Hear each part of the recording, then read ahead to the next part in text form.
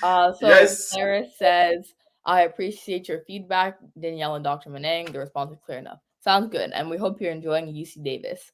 And Paris also says, wow, thank you very much. I'm learning. And this brings me back to my next point that we are doing our own innovative volunteerism through this show. And our main goal of this show is to help people like Paris, to help people to learn and develop new insights. So similarly, your passions and your goal should be to make an impact. And as we're making an impact by helping other people learn, that should be your goal. And to get other people to believe in your goal, we must come from a solutions based mindset, showing what we are really doing rather than just coming from a complaining and sob story focused agenda. So my last question, or one of my rounding up questions for you, Dr. Manang, is how do you think young people can leverage what they have, even if they are poor or even if they are going through a lot, to turn those challenges into solutions, which is innovative volunteerism. So what would you say to people who are in this position right now, whether they're in Frunkankang, whether they're in Jinicom?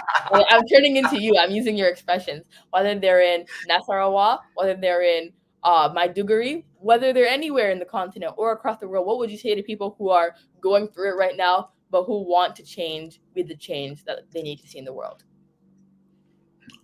Very important question, Afu. And I think that is part of the reason why we had this show on discussing how people can build networks for opportunities, not money. One of the things I've learned in my entire life, including my career, uh, is you can only grow by lifting others up.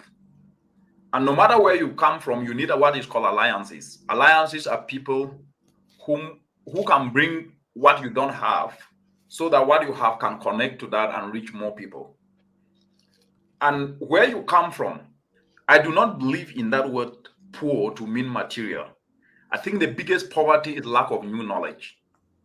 Because anybody with a knowledge of something that others don't have is richer than even those who have more cash. Because having cash in your hand doesn't necessarily mean riches because you can squander it.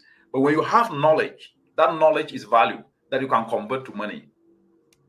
I don't know whether that is making sense.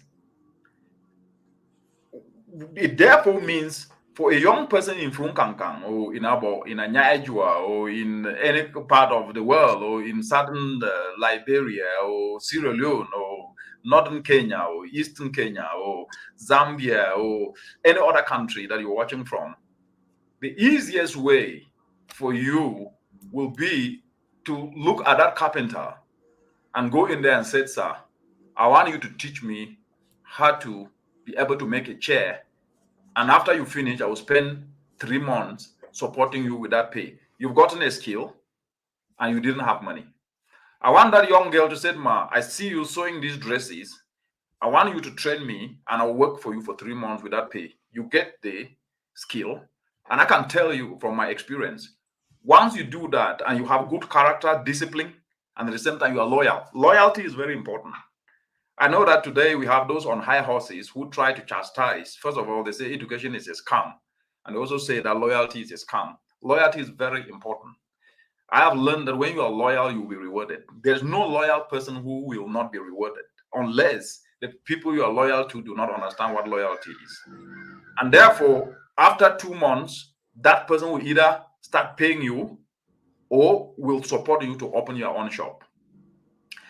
And when even if he doesn't support you to open your own shop, he can recommend you to other people who can support you. These are very simple, practical steps for anybody to move from zero to something big.